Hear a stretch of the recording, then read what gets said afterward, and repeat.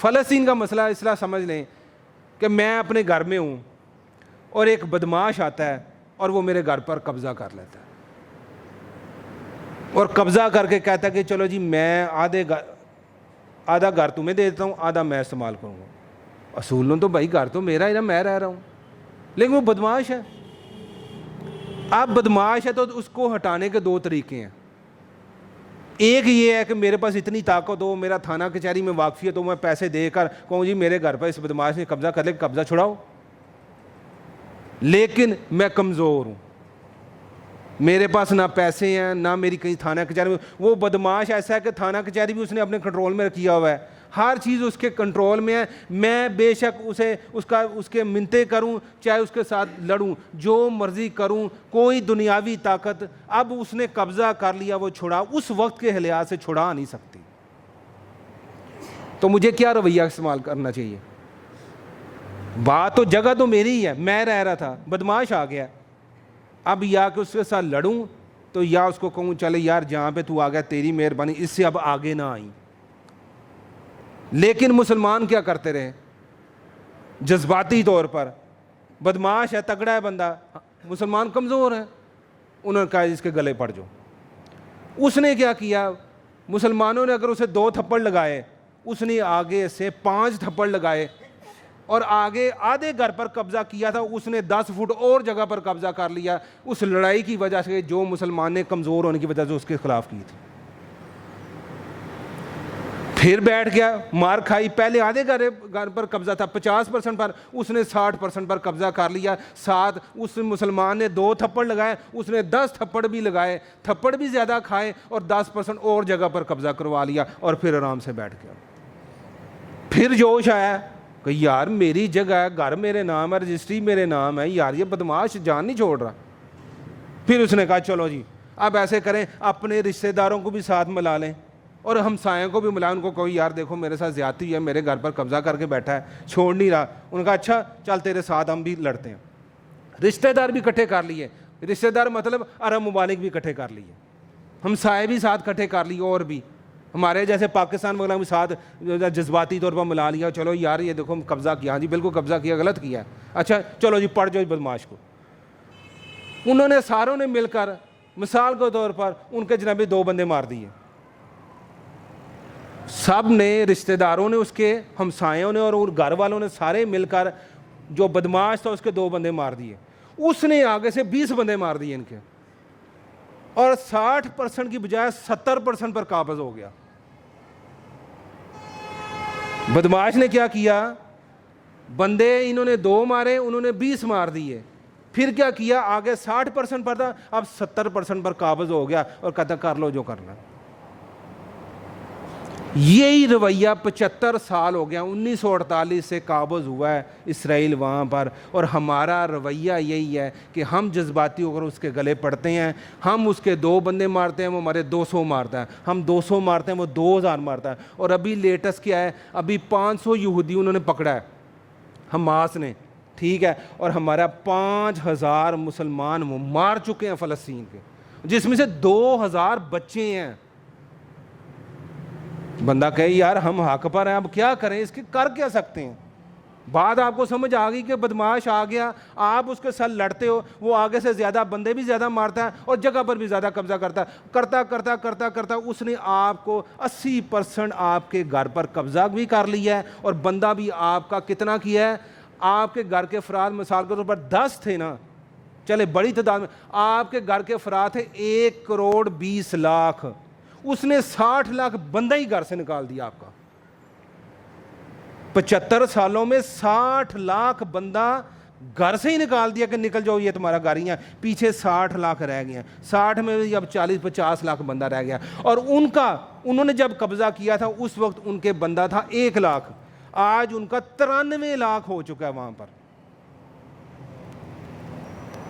لاکھ سے شروع ہوئے بندے انہوں نے اپنے 93 لاکھ کر لیے، آدھے پر قبضہ کیا، آدھا مسلمانوں کو دیا بدماشی سے، مسلمانوں نے اپنے غلط جگہ اقدام کر کے بندے بھی مروائے, 60 لاکھ بندہ بھی گھر سے نکلوا دیا, اور روزانہ مر رہے ہیں. اور ابھی لیٹسٹ 5000 بندہ مروا لیا ابھی 7 تاریخ سے لے کر آج کتنی ہے, آج 26 27 ہے, 20 دنوں میں 5000 بندہ, 2000 بچے اور 3000 بڑے مار چکا ہے وہ.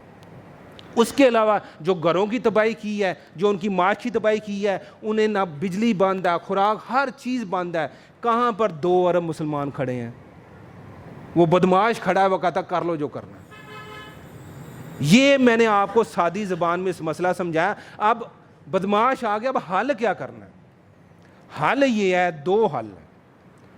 پہلا بہترین تو حل یہی ہے کہ بدماش آپ کے گھر آ گیا, آپ کمزور ہو, تو آپ کیا کرو, آپ کو یہ سمجھ آنی چاہیے کہ یہ ابھی فی الموقع یہ تگڑا ہے, میں اس کے ساتھ کوئی جو نا ہاتھا پائی نہیں کر سکتا.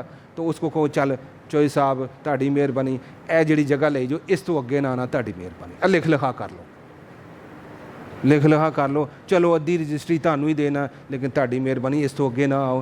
سفارتی سطح پر تمام ممالک کٹھے ہوں, UN غلط ہے صحیح ہے, چلیں اپنا کام نکالیں, وقتی طور پر مضبوط معاہدہ کر لیں کہ جہاں پر ہو بھائی اس سے اب 1 انچ آگے نہیں آنا. اگر آئے تو یار دیکھ لینا, پھر یار زیادتی ہوگی آپ کی. تگڑے بندے کا, کمزور بندے کا اس سے ترلا ہی ہے نا, اور کیا کر سکتا ہے وہ. اگر اس پر آ جاتے تو آج جتنا اسرائیل نے قبضہ کر دیا, 60 لاکھ بندہ در بدر کر دیا, شاید نہ ہوتا. دوسرا کام کیا کرنا ہے, اپنے آپ کو اتنا طاقتور کر لیں.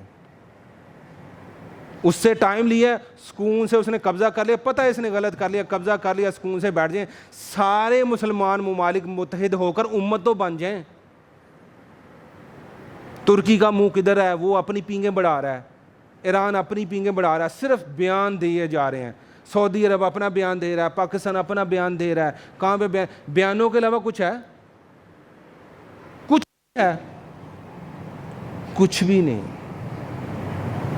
اپنے آپ کو سب سے پہلے مسلمانوں کو متحد کرنا ہوگا, طاقت بنانی ہوگی. آج وہ فاتح ہیں, ہم مفتون ہیں, ہم پر انہوں نے قبضہ کیا ہوا ہے. ایک وقت تھا بنو امیہ کے دور میں, بنو عباس کے دور میں, طارق بن زیاد کی شکل میں, صلاح الدین ایوبی کی شکل میں, اس وقت بھی تو مسلمان تھے, اس وقت ہم طاقتور تھے, تو ہم ایسے ان سے یروشلم چھین لیتے تھے, ہم اسپین پہ جا کر ایسے قبضہ کر لیتے تھے, کہ اس وقت ہم طاقتور تھے, گورا کمزور تھا. ہماری طاقت, ہمارا سکہ چلتا تھا, کسی کی مجال تھی آگے بولنے کی. آج ہم کمزور ہیں, وہ طاقتور ہیں. اور حق کیا ہے, طاقت کا جواب طاقت سے ہوتا ہے, جذبات اور زبان سے نہیں ہوتا. آج ہمیں طاقت پکڑنے کی ضرورت ہے, متحد ہونے کی ضرورت ہے, امت بننے کی ضرورت ہے. اور اس کی چھوٹی سی نشانی بتا دوں, یورپ کے کتنے ممالک ہیں, چلے انگلینڈ کو صرف ہم اگر نکال دیں, جتنے ممالک یورپ کے ہیں ساروں کی پیچھے تاریخ چیک کر لیں, ایک دوسرے کے ساتھ بڑی بڑی دشمنیاں ہیں. سارے عیسائی ممالک ہیں, انہوں نے اپنا بارڈر فری کر دیا. پورے یورپ میں کوئی بارڈر نہیں ہے, آپ جس مرضی ملک میں چلے جائیں, ویزا ایک چلتا ہے جی آج کی تاریخ میں. تو ہم مسلمان متحد ہو کر ایک ویزا نہیں کر سکتے کہ مسلمان صرف مسلمانوں کی شرط رکھ دیں کہ مسلمان کے 57 ممالک ہیں جو جی مسلمان کے لیے کوئی ویزا نہیں ہے, ہم سب بھائی ہیں, قرآن و حدیث کی روشنی ہے, جو جیسے مرضی آئے, کوئی پابندی نہیں ہے. سارے وسائل پر ہم سب مسلمانوں کا برابر کا حقوق ہے. ہم نے اکٹھے ہونا ہے, طاقت بننا ہے, اور پھر ہم نے دشمن کا مقابلہ کرنا ہے. کدھر گئی؟ نہ ہم طاقتور بننا چاہتے ہیں, نہ متحد امت بننا چاہتے ہیں, نہ ہم وقتی طور پر کمزور ہیں تو اپنا وقت نکالیں کہ دشمن طاقتور ہے, اپنا وقت نکالیں, بندے زیادہ نہ مروائیں, زیادہ نہ کام کریں, ان کے ساتھ کچھ جو بھی لے دے کے معاملہ سیٹل ہوتے ہیں نا, اپنا وقت 10-20 سال اپنے آپ کو اتنا مضبوط کر لیں کہ پھر وہ آپ کی بات سنیں, آپ ان کی بات نہ سنیں. پھر وہ آپ کو کشمیر, پھر وہ آپ کو فلسطین, پھر وہ آپ کو دوسرے علاقے افغانستان یا اس طرح کی چڑھائی کریں گے, وہ آپ کو پلیٹ میں ڈال کر دے دیں گے, بھائی یہ آپ کے علاقے ہیں, مہربانی ہم اپنے گھر جا رہے ہیں.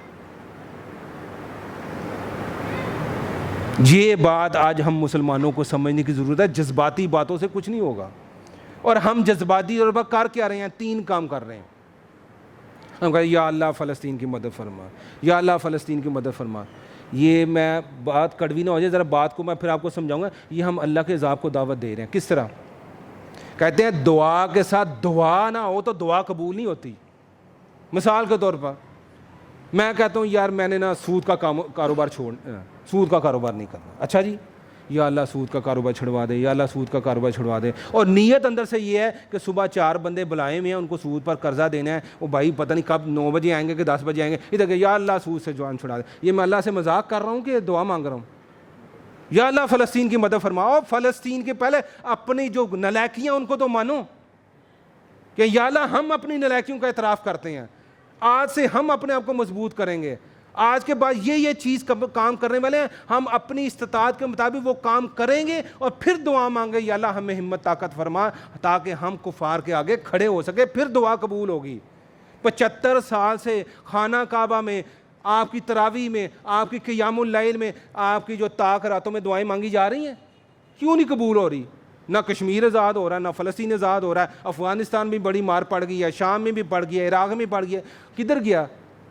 بیت اللہ ہو، طاق راتیں ہوں، رمضان کی راتیں ہوں اور دعائیں مانگے یا اللہ فلسطین کی مدد فرما، یا اللہ کشمیریوں کی مدد فرما، یا اللہ فلانوں کی مدد فرما. تو ہم یہ رب سے مذاق کر رہے ہیں. رب کہتا ہے پہلے اپنا قبلہ درست کرو.